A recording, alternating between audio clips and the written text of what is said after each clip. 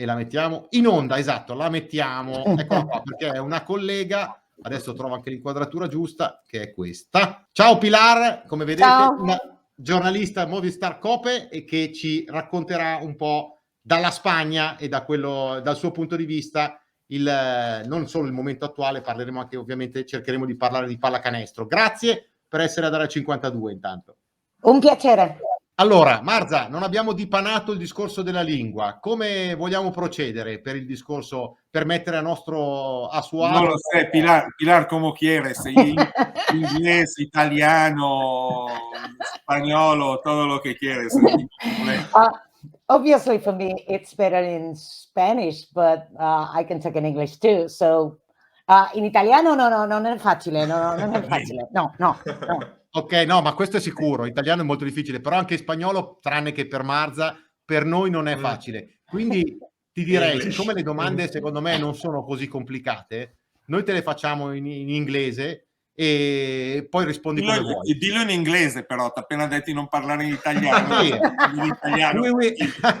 We will do the question in English because it's easier for you to understand. But you can also answer as you want in Spanish because we have Marza, so there's no problem about the translation. Okay. That's it.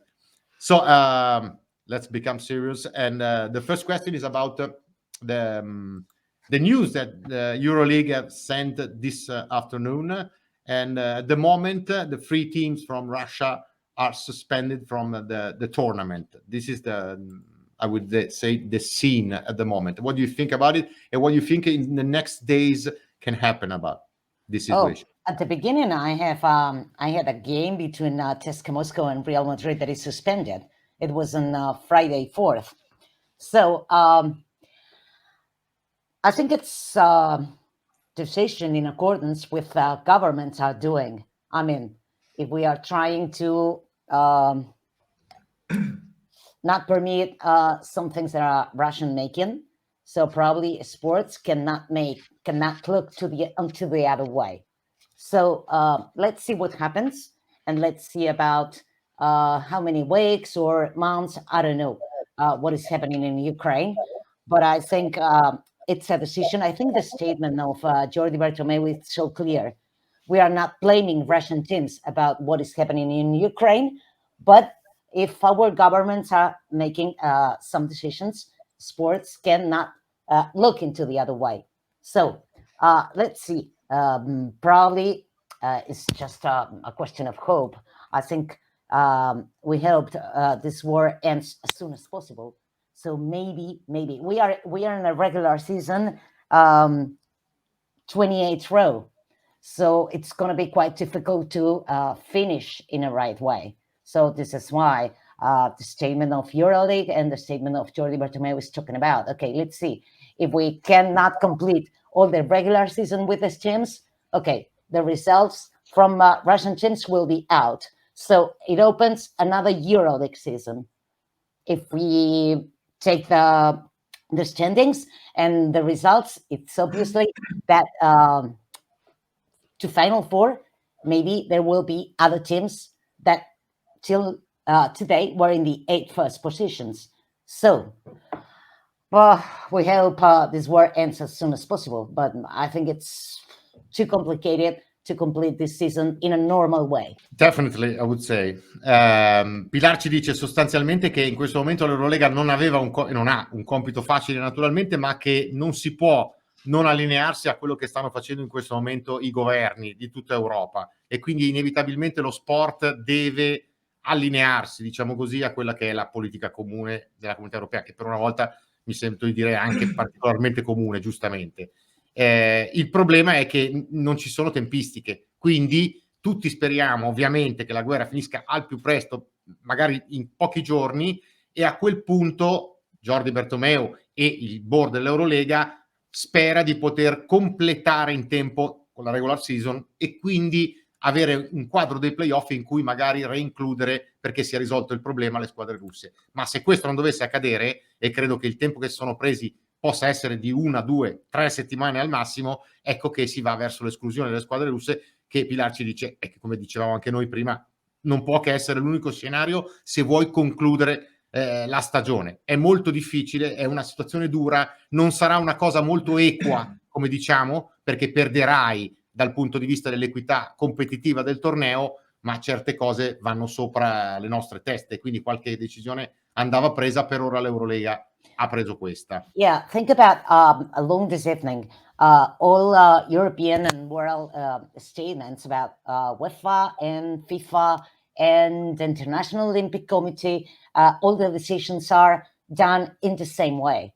So FIBA is the only one that still don't know what is going to happen. I think it will be in the same way as UEFA and FIFA did before. So let's see what happens. But all the sport are going into the same way. So it's expected that FIBA, probably tomorrow, I think, will be releasing a statement about that, because there are other competitions. Think about Euroleague or Eurocup, women's competitions. So I think there will be a statement in this way. Completando il discorso, Pilar ci ricorda giustamente che in tutte le altre federazioni di fatto solo la FIBA è quella che non ha ancora preso una posizione chiara su questa situazione, perché la FIFA, soltanto per stare alle ultime cronache, oggi pomeriggio non è ancora ufficiale, ma di fatto la Russia ha un piede e mezzo fuori dai prossimi mondiali, e tutta un'altra serie di federazioni hanno preso da questo punto di vista la stessa linea. Ne parlavamo prima con Alberto, e probabilmente c'è la possibilità della difficoltà che incontra l'Eurolega, in quanto l'Eurolega rispetto a FIBA è in una situazione diversa, non essendo una federazione ma un'organizzazione privata. Entriamo in un terreno molto complicato. Pilar, yes, but think about one thing. This evening, the International Olympic Committee suggests to all organizations and all sports to take decisions in this way. So, okay, Euroleague is a private competition, but if the Olympic Committee recommends you to take this decision, what are you going to do? So, in fact, there's another part of this decision from the Euroleague board, and it's to phrase one marketing agreement with BTV Bank. So this decision has two parts. Okay, one sports, but it's just money. So, e ovviamente, per completare il quadro, bisogna sempre ricordarsi che tutte queste decisioni che vengono prese poi danno il là a una serie di reazioni che comprendono la parte economica, i soldi, che sono poi la parte, come dire, il cuore del discorso. La VTB Bank, che è il main sponsor, tra l'altro, anche della lega principale in cui giocano le squadre russe, la VTB League, dove alcune squadre polacche e di altri paesi hanno annunciato ieri l'uscita dal campionato. Quindi c'è una situazione veramente in evoluzione da tutte le parti, e sarà, tra virgolette, interessante capire. Però il CIO dice dovete fare così. Pilar chiede perché FIBA e Euroleague are waiting for what they are waiting for, is the question, I think, giusto? So yeah, it's a question of timings, I think. Yeah. So FIBA right now is on World Cup qualifiers. Maybe has to take a little more of time to take these decisions, but I think it will be on the same way. So let's talk about basketball. Marta. A little bit, at least. Marta. Let's talk about basketball. First of all, Pilar, let me add something in Italian for the people who is listening. Of course. Maybe they don't know you perfectly in Italy, because I know that you are so famous in Spain and so, but maybe Pilar è una giornalista che ha fatto la storia in Liga, perché a settembre 2021 è stata la prima donna a fare il commento diretto di una partita di Liga Endesa, Juventud Bilbao, credo che fosse a settembre 2021. Quindi ecco, questo per darvi l'idea dello spessore del personaggio che abbiamo. E le è saltato Zesca Real Madrid. Esatto. Esattamente come a me, Pilar, purtroppo. Anche io avevo Zesca Real Madrid, niente. So anyway, Pilar, talking about the Liga Endesa, following a lot the Liga Endesa, well, it's for sure the best national tournament in Europe. I want to ask you, how do you explain the difference between Liga Endesa and Euroleague in terms of possession, tempo, rhythm of the game. I'm thinking of teams like Manresa, like Breogán, like Murcia playing at high scores, high possession numbers, and so and so. While in Euroleague, that story is only maybe about Monaco, nothing else. So how do you explain that difference between these two important tournaments and the way they are played? It's just a question. I think Euroleague, I don't know how can I say, it's quite different. Think about that Euroleague teams, of course, has more money. So, but when arrives the weekend, the three teams of Euroleague has a little bit problems. We are thinking about Manresa, okay? Manresa decided to bet for Pedro Martinez as a coach. His basketball idea is so clear. Open the court and you can run, and you add to your roster some players that can make your idea on the court. So this is amazing. And the Euroleague teams has a problem. When you have, for example, double week, you arrive to the weekend and you are really, really tired, and probably your mind is not on this kind of games. Baxi Manresa is true, is playing European competition, but of course with all the respect, this is not a Euroleague game, so it's less tough probably. But for example, Breogán, only one game per week. So one game. Imagine that, for example, Barcelona plays double Euroleague week, and then you play the third one with less than 48 hours. So probably this is the key of why ACB League is so equal. I mean, we have I don't know if you can translate, Alberto. It's like an expression that, okay, you arrive to the weekend, every opponent can win you, right? This is what is happening here. So if you're not 100% concentrated, and your mind and your body and all of you are in the ACB League, maybe you could lose. So this is what sometimes you have really, really surprising results on the ACB League. This is the reason. Ok, I got it. Sostanzialmente, dopo aver chiesto a Pilar quale pensa, come si spiega la differenza tra il ritmo di gioco in Eurolega e in Liga ACB. Euroleague is more physical probably than ACB League. You know, referees, the level of contact in fouls are higher in Euroleague than in ACB League. I mean, I don't know if there's two ways of refereeing a game. Probably it is. So. Ok, I'm going to translate everything. So, quindi ho chiesto a Pilar appunto come si spiegava la differenza di ritmo di gioco e di punteggi, di numero di possessi tra la Liga ACB, che è decisamente la migliore lega nazionale europea, e l'Eurolega, e lei sostanzialmente con un discorso molto interessante dice: è un tema secondo me legato al fatto anche al numero di impegni, cioè le squadre che giocano in Eurolega molto spesso arrivano alla domenica a giocare contro una serie di squadre contro le quali si può perdere e puoi rischiare di perdere sempre, anche perché dopo uno sforzo magari come quello del doppio turno arrivano a meno di 48 ore dall'ultima partita giocata a giocare appunto contro delle squadre che sono preparate. Abbiamo fatto gli esempi ad esempio di Manresa, che ha puntato forte su un coach come Pedro Martinez che gioca un certo tipo di pallacanestro e su un paio di giocatori che incarnano perfettamente quel tipo di pallacanestro. Penso che intendesse Sylvain Francisco e Cima Moneke come idea principale. Questo l'ho letta nel pensiero.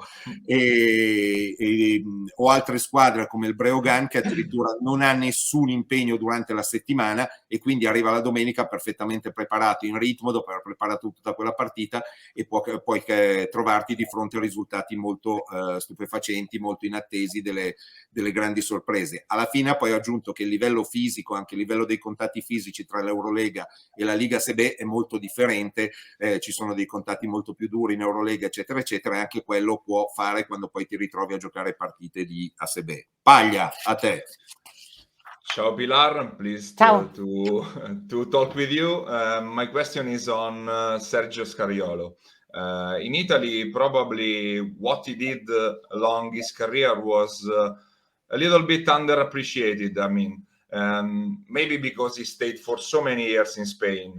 I'm curious to know what is the perception you have in Spain about him as a man and about him as a coach, obviously. Oh, first of all, Sergio is a good friend of mine.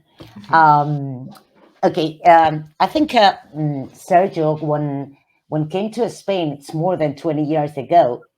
Of course, it's not the same coach as he is now. I mean, he improved a lot. I think one of the keys is that Sergio forgot his own ego and think about teams. So sometimes I remember when Spain won the China World Cup trophy, we were talking about something. He said, okay, if my, he has one daughter and one son. If my kids probably see some images and about what I in the past. I don't know how to say in English. Alberto, help me. Try in Spanish. Si mis hijos Sí. vieran algunas imágenes de cuando yo llegué a España, se horrorizarían. Sì, praticamente non l'avrebbero riconosciuto. Cioè non riconoscerebbero la stessa persona, ok? Ok. And for us, think about Sergio is the best national coach ever. Think about we have one with him, 3 gold medals in European Championships, 1 World Cup, and 2 Olympic medals. 3 Olympic medals. So what more can I say about Sergio? And Sergio, I think it's true. He forgot, or he puts apart his ego in benefit of the team. So the stars are players. He's improving the way he coach. I mean, since he was a young coach, I remember he was crazy for video. And now, of course, with the laptops, there is an image that probably you cannot see, but I saw. I remember once when we were traveling to Turkey for play against Turkey in FIBA qualifiers. And Sergio is working during the flight, and then he has an idea or thoughts. I don't know exactly what. And then she moves, she stands for her plane seat, and then goes to his crew and said, okay, let's make work. Okay, so you can see his assistants to go down the laptops and begin to work, because he doesn't want a video as he wanted at the beginning. He wants to make changes, and then you see all his assistants with a laptop making another videos following the instructions of Sergio. So it's so funny. But Sergio is always working. I think always working. So probably this is the key of the success from Sergio. And of course, it's another kind of person. This 24 years since he came to Baskonia, So there are a lot of differences. Yeah, but it is obviously a better coach than in 1998 and 10 years ago. Yeah, for example, I remember the first game from this round of qualifiers for the World Cup 2023. Okay, you are going to play against Georgia. And Georgia probably has better centers than in Spain right now. Think about the team that we have for the qualifiers. But the lesson that he did about defense, it was It was really, really good. So I think she's reinventar Sì, reinventare. his own. Sì. Yeah, his own. Yeah. Ovviamente solo belle parole per coach Scariolo. Io ho chiesto appunto qual è la percezione che arriva in Spagna di Scariolo, che forse è un po' sottostimato, direi, da noi in Italia. Pilar l'ha definito chiaramente il miglior coach che abbia mai avuto la nazionale spagnola di sempre, insomma. And think about this question. Probably a lot of people think about, okay, it's easy to win a World Cup or 3 European championships with a kind of players, and we are thinking all about Pau and Mark and Ricky and yeah. But think about the team that we have at China. It was quite different. It was maybe not the best that we have in the last 20 years. Or think about the World Cup qualifiers. So maybe we have a second class of basketball players better than other teams in Europe. But he prepared the games in just 2 days. Because right now he's thinking and playing about Virtus. So he arrived on Monday to Spain and you play on Thursday. So, and you did so well with not the best possible players that you can select to the national team because of the fight against NBA and FIBA and Euroleague. So I think it's a good reason to think Sergio has the best national coach we have ever. Per continuare insomma sull'argomentazione appunto legata alla considerazione di coach Scariolo, Pilar ha sottolineato il fatto che comunque sia irriconoscibile lo Scariolo attuale se confrontato con quello di 24 anni fa, che nel 98, se non andiamo errati, arrivò appunto per la prima volta in Spagna, un allenatore che secondo lei ha messo da parte il suo ego per appunto mettere le sue star, i suoi giocatori, la squadra prima di tutto, sopra ad ogni altra cosa. Un lavoratore eccezionale, è sempre al lavoro, ha sottolineato appunto, e poi ci ha raccontato alcuni piccoli aneddoti di un viaggio per le qualificazioni in Turchia, smanettando al computer con gli assistenti durante tutto il volo, e appunto per rafforzare appunto questi due concetti di avere un allenatore grande lavoratore e che ha saputo appunto mettere da parte se stesso per mettere in risalto la squadra, le sue stelle, ma non solo, perché appunto in competizioni in cui poi non le ha avute quelle star, o ne le sta avendo, come adesso nelle qualificazioni per i mondiali del 2023, si vede comunque la sua mano, e ha appunto messo in risalto anche il lavoro che ha fatto la Spagna giocando contro la Georgia il riferimento credo fosse a Shermadini, no? Per il best center of the ACB. E questo qua appunto il concetto il ragionamento su Sergio Scariolo, insomma. Diciamo che i risultati hanno aiutato probabilmente, però è anche vero che non è che basta avere, come diceva prima Pilar, Sergio, Rudi e i fratelli e tutti gli altri e automaticamente vinci, perché nel frattempo poi ti confronti anche con altre realtà di alto livello. C'è una domanda da casa sembra una trasmissione anni 70. Pilar, do you follow the Italian Championship or come as Alberto does, you look just the ACB? What do you think about it, if you have an opinion? I don't follow too much the Italian Championship, but it's just a question of time. I mean, because I have to broadcast on the TV. Same as Alberto. Yeah, I think the only day that I have to see other basketball is on Monday. I mean, because we have Eurocup and Euroleague and ACB League and national teams and but that's VTB on Monday. That's VTB on Monday, Pilar. On Monday there's VTB. There was. Yeah, and of course I don't see so much the Italian championships and even the NBA, because I don't have really time. I mean, if you know someone that is able to see on live NBA and Euroleague and Eurocup and Basketball Champions League and national teams and women's basketball.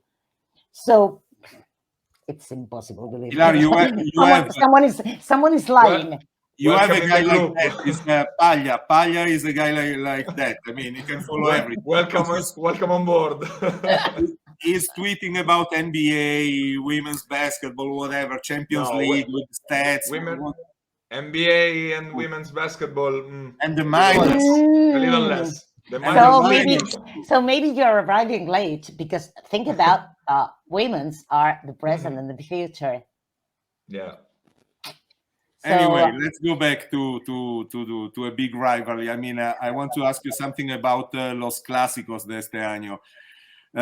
Actually, Real looks like suffering a lot playing against Barcelona. And they lost any kind of different games. They lost with high scores, they lost with low scores, and even last Sunday, when Real seemed to manage the situation very well in the first half, thanks to Lasso making some change in his defense system, at the end it was Barcelona again. Do you think that this is much more mental or much more about, let's say, technique related? This difference in favor of Barcelona right now? 50-50, I think. I think it's like a stone that you put on your head, and of course it's a long time between games since the first that Saras, as a coach of Barcelona, began to won to the last one, that is the cup final. Probably if we think only about Madrid-Barcelona of this season, 21-22, there is quite a difference. You're right. It doesn't matter if it's high score or less score, or I think Real right now has a big problem since the beginning of this season, because some players were out due to the injuries, like Randolph or Subkins, or Alusen right now, or other players. So when they are coming into the team, I think, I don't know exactly what, but Randolph is more out than in, and Subkins too. And there is something that is true. Probably Real needs, I think that the team has two problems. One is the guard, because you have Williams goes, that I don't know what is happening to this guy, but I think it's not playing as the team expected, and the team and the fans and journalists too expected from Williams goes. Tomás Hurtel, I think it's similar as La Provítola in Barcelona. I mean, probably they play best as a two, there's a one. The decisions that both take when you are playing as a guard, as a one, it's maybe are not always the best. So, and Sergio Llull, obviously, since the injury, was not the same player. He tried always, but it's not the same as 4 or 5 years ago. It's true. So one problem for Real is, one, what is happening with all of these guys. And JJ Carroll left the team, and the team didn't went into the market to add a shooter. And if Randolph and Subkins and other players that usually add points, you have a problem. Who is going to score at this team? Maybe, okay, Yabusel is a very good player, and he's a very good player, but you don't have this kind of player, okay, a shooter. So if you add these two problems and the problems that you have to add the players that were injured for a long time, I think so much problems. And calendar was a hell for Real Madrid during January and the beginning of February, because if you have to play 3 games per week during a lot of time, so you crash. I mean, it's impossible to stay some percent. Anyway, I think tácticamente. Sì, tatticamente. Saras, I think, makes a good job, a really, really good job. It's obviously that if Barcelona can defend, sometimes does, it's quite difficult to think about, and you not find any clear pass, any shooting possessions. So, and you're going to collapse totally. You have Real Madrid has probably one of the best centers couple in Europe, but you never consigues. Raggiungi, you never get. Okay, you never get the sensation that Tavares and Poirier are. ¿Cómo se dice? Play together. Yeah. Okay. When maybe they can play together, but they are not. I don't know how to say it. Determinantes. Sì, or a bit of chemistry. There's not a big chemistry between the two. Yes, maybe. And of course, when you play against Barcelona, you don't control the rhythm of the game. So this is the great problem. I think the Real is suffering against Barcelona. You cannot control the rhythm of the game. You play as Barcelona wants to. Yeah. So, okay. I got it. Allora, sostanzialmente la domanda era sulla sofferenza che sta dimostrando il Real Madrid contro il Barcellona recentemente. Tutti sanno le statistiche, la lunga serie di vittorie culminate nella Coppa del Re, e sul fatto che appunto il Barcellona abbia battuto il Real Madrid ultimamente in partite completamente differenti, basso punteggio, alto punteggio, punteggio medio, cioè un po' in tutti gli scenari. Pilar ha detto che lei mantiene un 50% dovuto a una situazione mentale, perché da quando è arrivato Saras ha cominciato a mettere in piedi questa serie di vittorie che ha portato il Barcellona a superare praticamente quasi sempre il Real, e poi una questione tecnica che è su due piani. Una dovuta agli infortuni, ci sono stati tanti infortuni al Real Madrid, poi c'è una situazione legata a Sergio Llull che sicuramente non è più, dopo gli infortuni, quello fa riferimento agli ultimi due infortuni seri che ha avuto, quello con la maglia nazionale durante l'estate qualche anno fa, non è più il giocatore di 4-5 anni fa, ci prova sempre ma ovviamente differente, e poi anche sul fatto che gente come Tompkins, come Randolph sia rientrata ma ha avuto difficoltà comunque a rientrare e ad essere gli stessi giocatori di prima. Entrando nel dettaglio tecnico, ha toccato l'argomento guardie, ovvero un Williams-Goss tutto sommato deludente per quanto riguarda quello che si aspettava tutta la gente dal suo rendimento, tutti quanti, la squadra, i tifosi, ha nominato persino i giornalisti, e poi un Tomás Hortel che secondo lei vive un po' quella che è la situazione della Provittola, ovvero rendere meglio come guardia, come due, rispetto al ruolo di uno, dove a volte vengono prese delle decisioni che non sono le migliori per la squadra. Infine, toccando l'argomento Poirier-Tavares, dice sicuramente la coppia di centri migliore d'Europa, però molto spesso non sono perfettamente e complementari e non si mischiano bene anche quando li fai giocare insieme, cioè non viene fuori il prodotto esattamente migliore. E alla fine chiude dicendo forse quella che è la cosa più importante di tutte, dice: giocando contro il Barcellona di oggi tu non puoi mai controllare il ritmo della partita, e questo è quello che il Real sta soffrendo maggiormente. Paglia. Pilar, I go back to the Euroleague and the problems the organization was facing even before the Ukrainian crisis.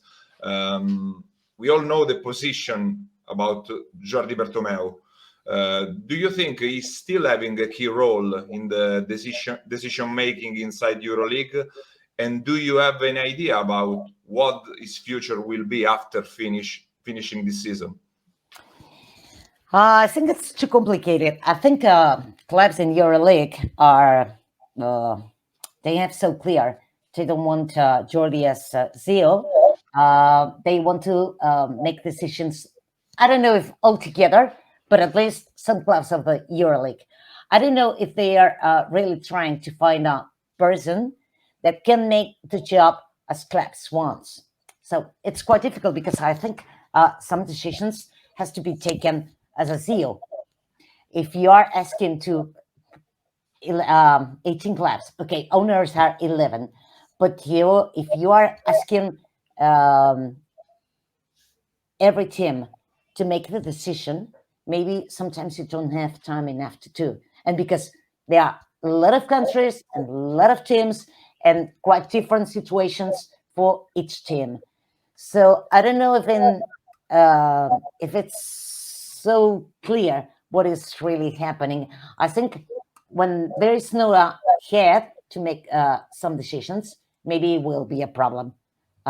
Because how can you are going to put in common all the decisions and take all the decisions with every vote? So we are now. It's different the way they think on Maccabi or Cesca or Real or Armani Milano.